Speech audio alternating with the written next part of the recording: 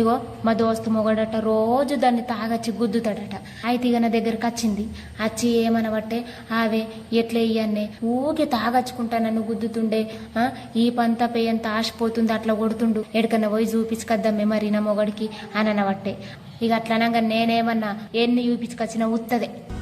సప్పుందాక పోరి నువ్వేం చెయ్యు, ఇగో రాత్రికి 2 బీర్ సీసాలు తీసుకొచ్చుకో, మంచిగా తాగు, తాగినాకడ కట్టె పట్టుకొని అని మొగడు రాగానే ఇరగమరగ జోపే అని అనగానే సరేనే అన్నది. 2 బీర్ సీసాలు తెచ్చుకుందట, కట్టె రెడీ పెట్టుకున్నదట. ఇక మొగడు రాగానే లేస్తే అటు జోలు కూడా అయినట్ట, ఇటు జోలు కూడా అయినట్ట.